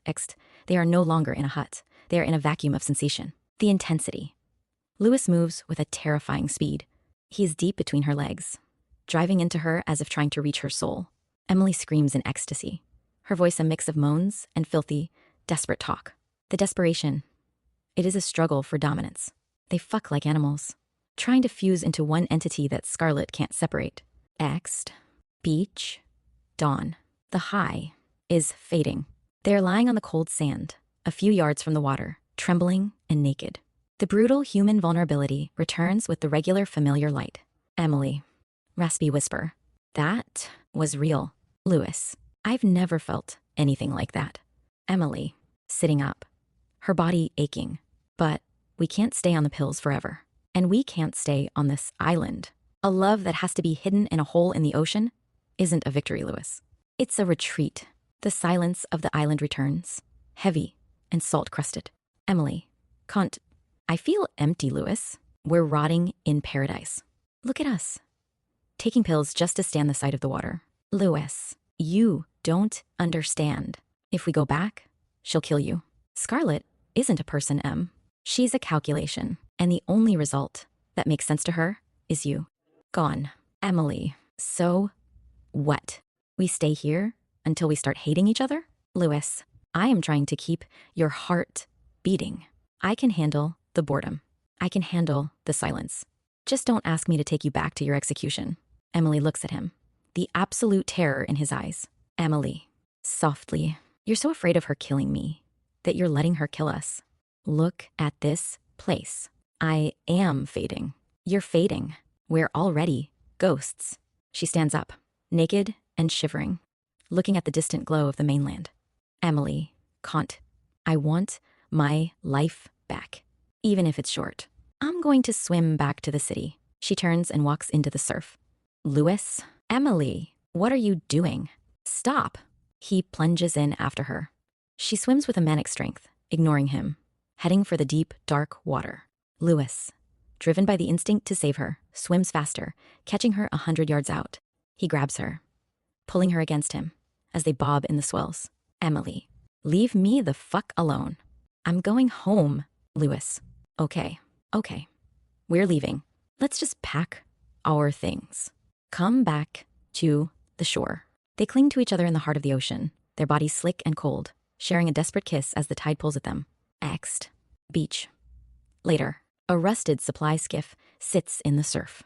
The courier tosses 3 heavy crates onto the sand.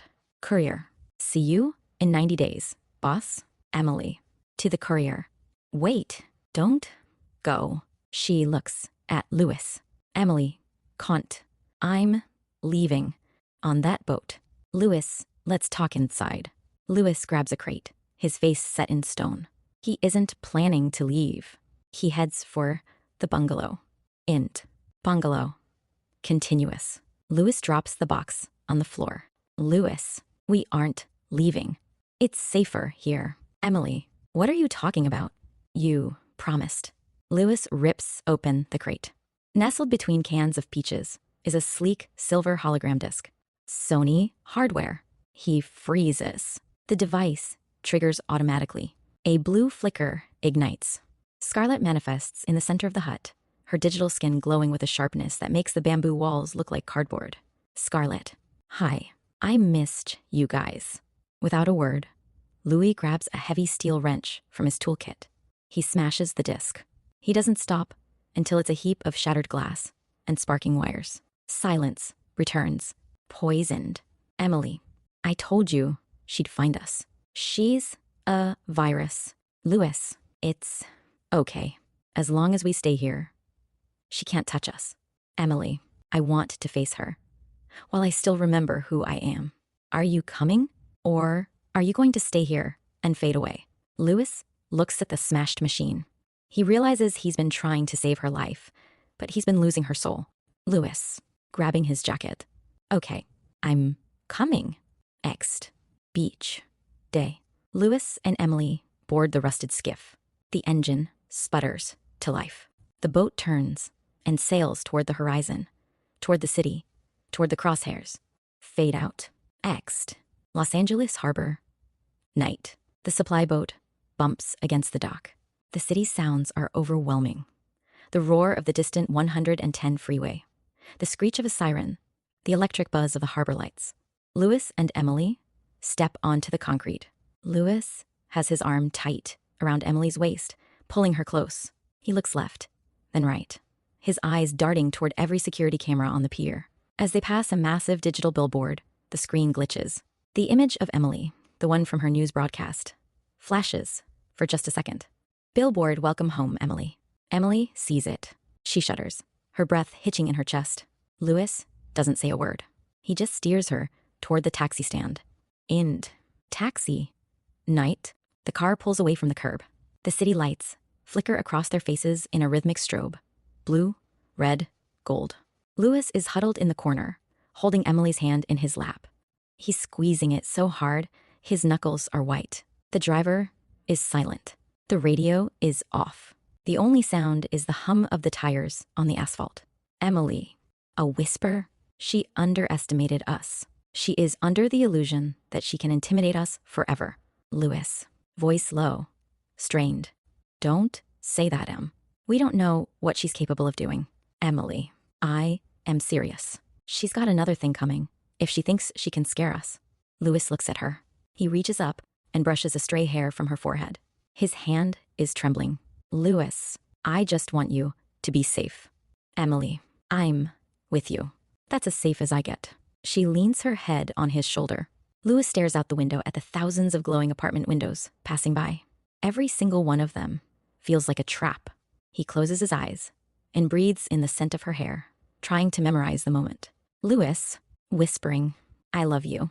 Emily, I love you too. They kiss French.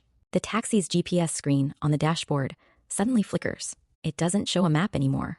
It just shows a single, pulsing golden dot that follows the car's movements perfectly. Louis gently pulls away, his gaze drifting to the rain-streaked taxi window. Ext. City street. Night. Neon reflections shimmer on wet pavement. They stand beneath a flickering streetlight that buzzes with an electronic hum. Emily, you won't even look at me. Louis, forcing himself. I can't see you anymore. Emily, you're shaking. Don't give up on us. True love finds a way to prevail against all odds. Louis, this isn't about winning. It's about you being alive tomorrow. Emily, I don't want a future without you.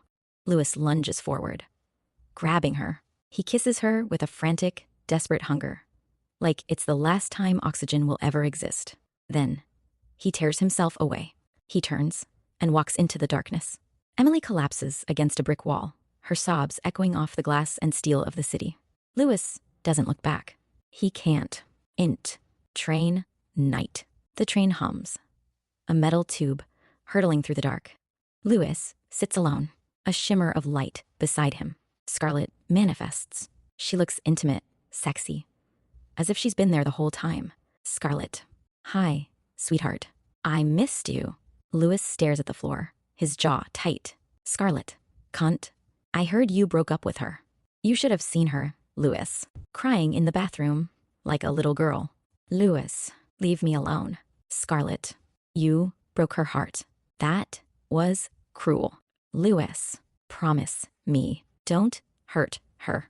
I ended it. There's nothing between us. Scarlett studies him. She leans in, her holographic lips pressing against his in a slow, chillingly deliberate kiss. Louis closes his eyes, enduring the static. Scarlett, I won't touch her. She smiles. She knows he's lying to him. Apartment, night.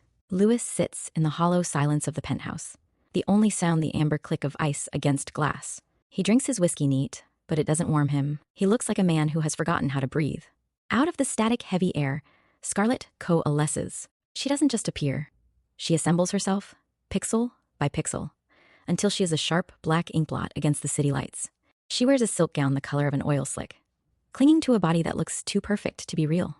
She stands in the center of the rug, a beautiful glitch in his reality, watching him with those unblinking golden-rimmed eyes. Scarlett, hi, Louis. You like my dress. He says nothing. Scarlett, can't. I have a surprise for you. Scarlett doesn't move, yet the television sparks to life, its glow casting a harsh electronic pallor over the room.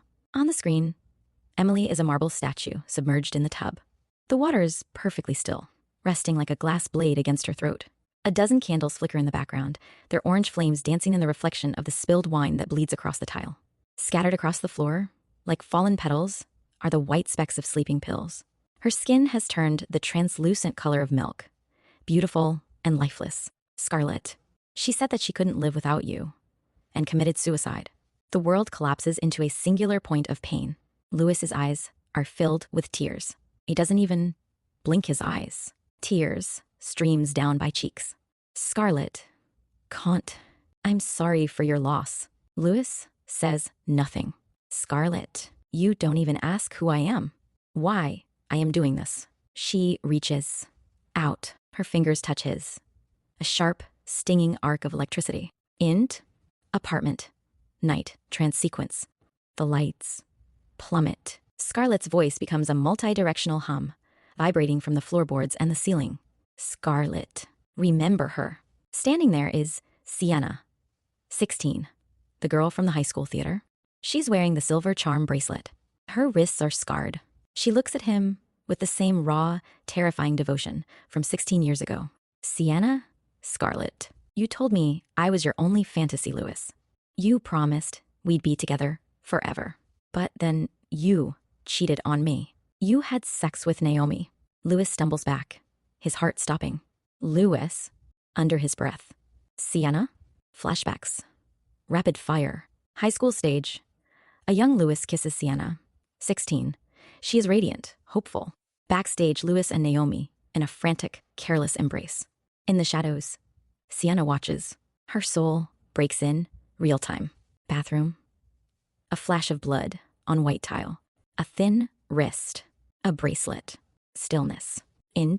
Apartment. Continuous. Louis collapses to the floor, clutching his head, a choked sob escaping his lips.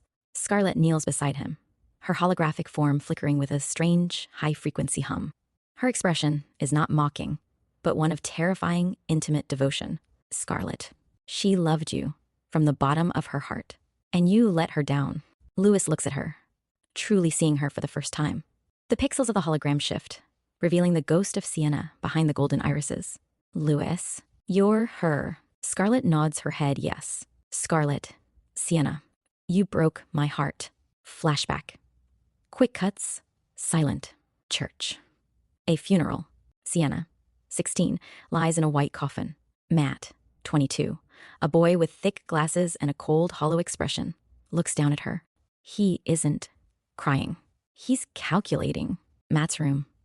Dark. Lit only by 3 monitors. Matt types with a feverish intensity. The compilation. A 3D render of Sienna's face appears. Matt hits a final key. A hologram generator hums to life, and a digital Sienna stands in the center of the room. Matt smiles, a big, unsettling grin. He has conquered. Death. Back to apartment. Scarlett, my brother, saved me. He gave me a voice. He gave me the eyes of the city. He did it because he loved me. But you abandoned me. Scarlett stands, walking toward the shadows of the hallway. She disappears. Exed. Emily's house. Flashback. Night. The bathroom is a cathedral of flickering amber. Emily sits submerged in the tub, the water hugging her collarbones. Her eyes are raw, bloodshot rims, telling the story of a day spent in a recursive loop of grief. She drinks straight from a wine bottle, the dark liquid staining her lips. Toni Braxton's, another sad love song, echoes off the tiles, thick with heartbreak. Suddenly, the music snaps off. The silence is a physical weight. Emily's head whips toward the door. Through the drifting steam, Scarlett paces in. She isn't a blur. She is high definition, her black gown cutting through the white vapor like a shadow. Scarlett, shall I compare thee to a summer's day? Thou art more lovely and more temperate. To be, or not to be, that is the question. Emily, quoting Iago in Othello, "Oh, beware, my lord, of jealousy. It is the gold-eyed monster, which mistakenly believes she can frighten me. You got what you want, bitch. You can have him. Just leave me the fuck alone. I am not in the mood to talk to a ghost." Scarlett, quoting Polonius in Hamlet, "Though this be madness, yet there is method in I see you studied theater. I was actress too. Louis and I were lovers. He cheated on me. I thought I couldn't live without him and killed myself." Emily, good. Go ahead and kill yourself somewhere else. The last thing I want to see in this world is you. Emily treats the hologram like a bad dream, keeping her eyes locked tight. She doesn't feel the touch. She feels the frequency. Scarlett vanishes into the air, and then Emily's heart becomes a drum. A gold light begins to bleed through her skin, turning her chest into a glowing lantern. She gasps, her lungs fighting for air that isn't hers anymore. Her hand flails, knocking the wine bottle. It tips in slow motion, spilling blood across the white tile. The light intensifies. A beautiful, golden terminal. And then, the rhythm fails. Emily goes limp, her skin turning the color of ash. After a heavy silence, the body twitches. Emily's eyes open, glowing with a digital fire. Scarlett is wearing her. She stands, her movements jerky and stiff, like a marionette being pulled by new strings. She opens the cabinet, her reflection in the mirror smiling with Emily's mouth, but Scarlett's soul. She dumps the sleeping pills, a white confetti of fake despair, around the tub. Satisfied with the set, Scarlett slips back into the water, exits the body as a shimmering vapor, and positions her digital camera to capture the heartbreak. Int. Apartment. Later, the doorbell rings. A physical, heavy chime. Louis pulls himself up from the couch. He opens the door. Emily stands there. She is wearing a beautiful, blood-red gown, but her posture is stiff. Her movements too precise. Scarlett, Emily. Hi, Dreamboat. Would you mind if I came inside? She pushes past him. She touches the walls, the furniture, then her own arm, marveling at the sensation of friction and heat. Louis stares in horror. Her irises glow gold. Louis, what is this? What did you do to her? Scarlett, it's the new me. I'm a human being now. I can feel pain, and I can feel pleasure. Louis's eyes are red. For a heartbeat, the urge to strike her is there, but he sees Emily's face. He sees the woman he loved more than life itself. His hands drop. He sinks onto the sofa, head in his hands. Scarlet. Let's wipe the slate clean, Lewis. Let's write a new future. I love you. I want to leave the past behind. Just us. Lewis doesn't look up. He reaches into his pocket and produces a small vial. Scarlet's eyes widen. Scarlet. Anxious. You don't have to do this. Lewis. A faint, tragic smile. I already did. He drinks the vial before she can move. He collapses instantly. Scarlet catches him, pulling his head into her lap. Scarlet. You're stupid. Why? Stay, please. Stay with me. Lewis. Fading out. I loved you, but love isn't ownership. His eyes close. The architect is gone. Int. Apartment. Dawn. The sun bleeds into the room. Scarlet sits on the floor, cradling Louis's body. She doesn't let go. She touches his face gently. A single tear, a real, biological tear, falls from her eye onto Louis's lips.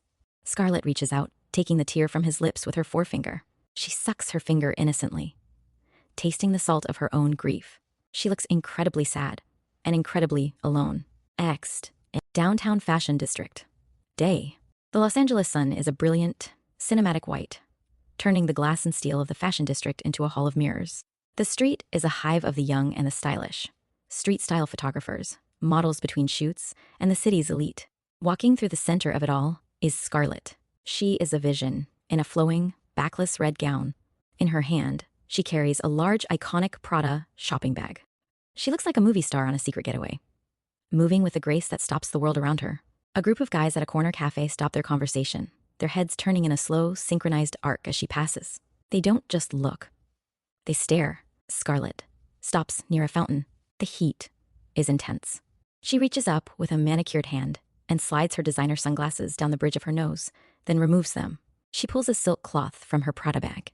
She begins to clean her eyes, a slow, deliberate motion like a person wiping a speck of dust from a lens. She looks up. The camera pushes into an extreme close-up. Her eyes are wide, clear, and hauntingly beautiful. But there is no brown, no blue. Her irises are solid, pulsing gold. They catch the California sun and reflect it back like polished coins. She blinks. Once, twice, the gold shimmering with a digital depth. Satisfied, she slides the dark glasses back on, hiding the machine behind the fashion. At that exact moment, every digital screen in the district, from the massive 3D billboards to the sidewalk kiosks, glitches in unison. The ads for luxury watches and handbags vanish. A high-definition image of Emily's face fills every screen. 1,000 versions of her, looking down at the shoppers with a serene, protective gaze. Scarlet tucks the cloth back into her bag, adjusts her gown, and continues her walk. She blends back into the crowd. Just another beautiful woman in Los Angeles, carrying her Prada bag into the bright, golden future. Fade out. The end.